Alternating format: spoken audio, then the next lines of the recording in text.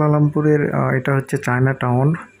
আর এখানে যতগুলো দোকান দেখতে পাচ্ছি সব হচ্ছে ফুটপাতের দোকান। তো গাইস আসলে এর ভেতরে আসলে আপনার কোনো সময় মনে হবে না যেন আপনি মালয়েশিয়াতে আছেন। আপনার মনে হবে যে বাংলাদেশের আসলে কোনো একটা শহরে আপনি আছেন। ধরনের যে দোকানের ভেতরে যা বলার মতো না, অসংখ্য দোকান এই চায়না টাউনের ভেতরে এবং রয়েছে বিভিন্ন ধরনের সামগ্রী। তো এর ভেতরে আসলে আপনার মনে হবে ঢাকা শহরের বঙ্গবাজার গুলিস্তানের মতো দোকান, একদম পিঠে গলি। বিশাল বড় এই চায়না টাউন আজকে আমি আপনাদের মাঝে পুরোটা ঘুরিয়ে দেখানোর চেষ্টা করব। হ্যালো গাইস, আসসালামু আলাইকুম। আপনাদের সবাইকে স্বাগতম জানাচ্ছি কুয়ালালামপুরের চায়না টাউন থেকে। তো গাইস, আমার পিছনে যেটা দেখতে পাচ্ছেন এটা হচ্ছে কুয়ালালামপুরের চায়না টাউন। আর আমি এই মুহূর্তে সেই গেটের সামনে দাঁড়িয়ে আছি। ভিতরে প্রবেশ করার আগে আপনাদের আগে বলে নিই যে আসলে এই চায়না টাউন আসলে কোথায় অবস্থিত। ঠিক রাস্তার এই দিকটাতে যদি যাওয়া হয়, গিয়ে হাতের বামে মাইডিন, তারপরে হচ্ছে কোথায়। আর ঠিক যদি রাস্তার এই দিকটাতে যাওয়া হয়, একটু পায়ে হাঁটলেই সেখানে হচ্ছে পাতারছিনি। ঠিক দুটার মাঝামাঝি অবস্থিত। ঠিক গেটের লেখা দেখতে পাচ্ছি জালান পেতালিং, অর্থাৎ পেতালিং স্টেটে অবস্থিত এই চায়না টাউন। তো এটার ভিতরে ঢুকলে আপনার কখনো মনে হবে না যে আপনি আসলে মার্কেটে আছেন। আপনার মনে হবে যেন আপনি কোনো বাংলাদেশের একটা কোনো মার্কেটে আছেন। তো ভেতর প্রবেশ করে আপনাদের আগে দেখাই, তাহলে অথবা আপনার বলবেন যে আসলে ভেতরে কেমন ছিল। তো আর বেশি কথা বলছেন চলুন, তাহলে আপনাদের আগে দেখাই। তো দেখতেই পাচ্ছি গেটের লেখা আছে জালান পেতালিং অর্থাৎ পেতালিং স্টেট। তো এটাই হচ্ছে মেন গেট। তো আমি ভেতরে প্রবেশ করলাম এবং ভেতরে দেখতে পাচ্ছি দুপাশ দিয়ে অনেকগুলো দোকান। এত বেশি দোকানের ভেতরে যা বলার মতো না। রাস্তার দুপাশ দিয়ে শুধু ফুটপাতে গড়ে উঠেছে বিভিন্ন ধরনের দোকান এবং ব্যাগের দোকান, জুতার দোকান, এছাড়াও বিভিন্ন ধরনের সামগ্রী। তো এখানে মূলত বিভিন্ন দেশের ফরেনার এখানে ঘোরাফেরার জন্য আসে, যারা মূলত এখান থেকে তাদের প্রয়োজনীয় অনেক ধরনের জিনিস তারা এখান থেকে কিনে থাকে। তবে এর ভেতরে ঢুকলেই মনে হবে যেন বাংলাদেশের কোনো একটা মার্কেটে আছি, এইরকমটাই মনে হচ্ছে। তো দেখতেই পাচ্ছি এখানে সব দোকান যেন একইভাবে সাজানো গোছানো। তবে এটা মালয়েশিয়ার অন্যতম অনেক পুরনো একটি টাউন, চায়না টাউন। তো এই মার্কেটের ভিতরে সকল দোকান ঠিক এইভাবেই সাজিয়ে রাখা হয়েছে এবং এগুলো মূলত ফুটপাতের দোকানই বলে। তো বিদেশেতে আসলে এরকম দোকান দেখতে পেয়ে আসলে ভালোই লাগতেছে। তো এই মার্কেটের ভেতরে মূলত সব ধরনের জিনিস মোটামুটি, এখানে বিভিন্ন ধরনের লাকিজের দোকান। তো গাইস আসলে এর ভেতরে আসলে আপনার কোনো সময় মনে হবে না যেন আপনি মালয়েশিয়াতে আছেন। আপনার মনে হবে যে বাংলাদেশের আসলে কোনো একটা শহরে আপনি আছেন। তো মূলত এটা একটি চায়না টাউন, সেই কারণে চায়নাদের মতোই সব কিছু সাজানো আছে।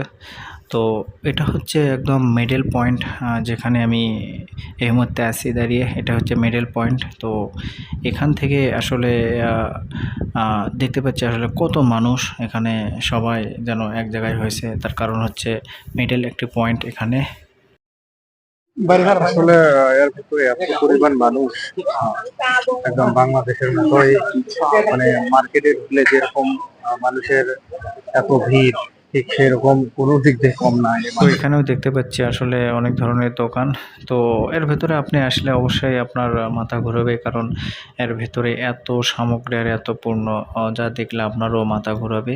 তবে খুবই ভালো লাগতেছে জায়গাটিতে আসতে পেরে এবং এখানে এই জায়গাটিতে মূলত বিশেষ করে। তো এর ভিতরে আসলে আপনার মনে হবে ঢাকা শহরের বঙ্গবাজার গুলিস্তানের মতো দোকান, একদম পিঠে গলি। দেখতে পাচ্ছি আসলে সব ধরনের দোকানের ভেতরে জুতার দোকান এবং পাশাপাশি ব্যাগের দোকান এবং সব ধরনের জিনিস এখানে আছে দেখতে পাচ্ছি। আসলে অবাক করার বিষয় যে বিদেশেতেও বাংলাদেশের মতোই দোকান চোখে পড়ে আর কি। তবে সবচেয়ে মজার ব্যাপার হচ্ছে এই মার্কেটে যে শুধু চীনাদেরই রাজত্ব তা কিন্তু না। তবে এখানে রয়েছে বিভিন্ন ধরনের বাংলাদেশি ভাইদেরও অসংখ্য দোকান। তবে এটাই আর কি নিজেকে ভালো লাগছে যে চীনা টাউন একটি মালয়েশিয়ার একটা অনেক পুরনো একটি টাউন, যেখানে গড়ে উঠেছে বাংলাদেশি ভাইদেরও অনেক দোকান। তবে খুবই ভালো লাগলো, কয়েকজন বাংলাদেশি ভাইয়ের সঙ্গে আমি কথা বললাম, খুবই ভালো লাগলো। তবে এখানে কেউ আসে ঘোরাফেরার জন্য, বা আবার কেউ আসে জায়গাটি উপভোগ করার জন্য, আবার কেউ আসে এখানে কিছু কেনাকাটা করার জন্য, আবার কেউ বা আসে এখানে বিভিন্ন ধরনের চীনাদের খাবার খাওয়ার জন্য। তবে খুবই ভালো লাগলো, আমিও আসলাম ঘোরাফেরার জন্য এবং আপনাদের মাঝে ভিডিওটি শেয়ার করার জন্য মূলত চলে আসলাম আজকের এখানে এই চায়না টাউনে। তো এখানে এসে মোটামুটি ভালো লাগতেছে যে আসলে চায়না টাউন আসলে চীনাদের মতোই সব কিছু। তবে এখানে বেশিরভাগ চোখে পড়ে বিভিন্ন ধরনের রাষ্ট্রের ফরেনার যারা এখানে ট্রাভেল করতে আসে, তাদের মূলত বেশি চোখে পড়ে এবং চীনেদেরও অসংখ্য এখানে চোখে পড়বে এবং খুবই ভালো লাগলো। তবে এর ভেতরে সব ধরনের পণ্য তেমন বেশি কোনো দাম না, আবার বেশি কমও না, তবে মোটামুটি। তবে এখানে সবচেয়ে বেশি আমাকে ভালো লাগছে যে আসলে বিদেশে এমন ফুটপাতে দোকান দেখে যেন মনে হচ্ছে যে আমি আসলে বাংলাদেশি কোনো একটা মার্কেটের ভেতরে আছি। আসলে খুবই ভালো লাগছে জায়গাটিতে আসতে পেরে। ছোট ছোট দোকান, একদম চিপা। খুবই ভালো লাগতেছে, মনে হচ্ছে যে বাংলাদেশের মার্কেটের ভিতরে আমি হাঁটাহাঁটি করছি। এবং ছোট ছোট দোকান, মাঝখানে চিপা গলি, দুপাশ দিয়ে গড়ে উঠেছে বিভিন্ন ধরনের দোকান, পোশাক, ব্যাগ এবং জুতা রয়েছে, বিভিন্ন ধরনের দোকান। তবে এই মার্কেটে খুচরো দোকান হিসেবে খুচরা জিনিস সেটি বেশি চোখে পড়ে, যেমন ব্যাগ এবং মেয়েদের বিভিন্ন ধরনের ড্রেস এবং জুতা।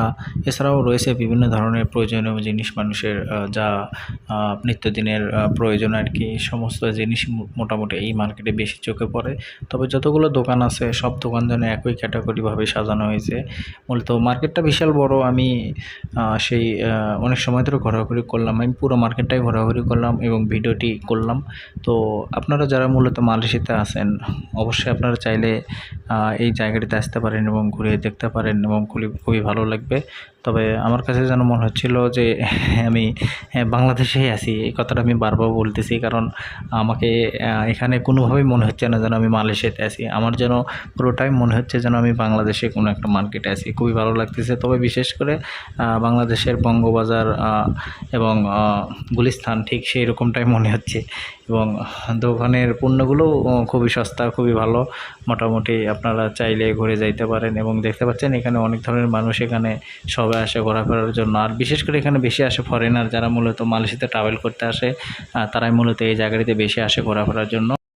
আসলে এর ভেতরে যে শুধু কেনাকাটার জন্যই সবকিছু আছে তা কিন্তু না, পাশাপাশি রয়েছে বিভিন্ন ধরনের খাবার। দেখতে পাচ্ছি চীনাদের খাবার, যেহেতু এটা চীনা একটু মার্কেট, এই কারণে এর ভিতরে চীনাদের খাবার বিখ্যাত। এবং পাশাপাশি রয়েছে বিভিন্ন ধরনের খাবার, যেহেতু এটা চীনা একটি টাউন, সেক্ষেত্রে চীনাদের বেশিরভাগ খাবার এখানে চোখে পড়ে। বিভিন্ন কোয়ালিটির বিভিন্ন ধরনের খাবার, যার যেমন পছন্দ তারা এখান থেকে ক্রয় করে খাইতে পারে। এবং দেখতে পাচ্ছি অনেক ধরনের খাবার, আসলে এগুলো কী ধরনের খাবার আমারও জানা নাই। তবে আমি এই দিকটাতে আরও দেখতে পাচ্ছি বিভিন্ন ধরনের ফুড। তবে এখানেও রয়েছে অনেক ধরনের খাবার, এগুলো সব মূলত চীনাদের খাবার। তো আমি মোটামুটি পুরো জায়গাটি ঘুরে ফিরে চলে আসলাম একদম মার্কেটের একদম শেষ প্রান্ত থেকে। হয়তোবা আমি একটু পর মার্কেট থেকে বেরোবো, বেরোনোর দিকে আর কি, শেষ প্রান্তের দিকে হাঁটছি। তবে পুরো মার্কেটটা ঘুরলাম, আমার কাছে খুবই ভালো লাগলো। তো আমি ভিডিওটি আপনাদের মাঝে শেয়ার করলাম, কারণ আমি চাচ্ছিলাম যে আসলে বিদেশেতেও যে বাংলাদেশের মতো যে বিভিন্ন ধরনের বিভিন্ন কোয়ালিটির যে দোকান দেখা যায়, সেই জন্যই মূলত আজকের ভিডিওটা আপনাদের মাঝে শেয়ার করা। তো ভিডিওটি ভালো লাগলে অবশ্যই আপনারা লাইক, শেয়ার, কমেন্ট করে জানাবেন এবং অবশ্যই আমি চেষ্টা করব আরও ভালো নতুন কোনো ভিডিও দেওয়ার জন্য আপনাদের মাঝে। অলরেডি আমি হাঁটতে হাঁটতে একদম মার্কেটের শেষ প্রান্তেই চলে আসলাম, এখন মার্কেট থেকে বেরোবো, এটাই আর কি। একদম মার্কেটের শেষ প্রান্তে চলে আসলাম। তো গাইস, আমি অলরেডি মার্কেট থেকে বের হয়ে আসছি। ভিডিওটি ভালো লাগলে অবশ্যই শেয়ার করে দেবেন। তো সবাই ভালো থাকবেন, দেখা হবে নতুন কোনো ভিডিওতে। আজকের মতো এখানে বিদায় নিচ্ছি, আল্লাহ হাফেজ।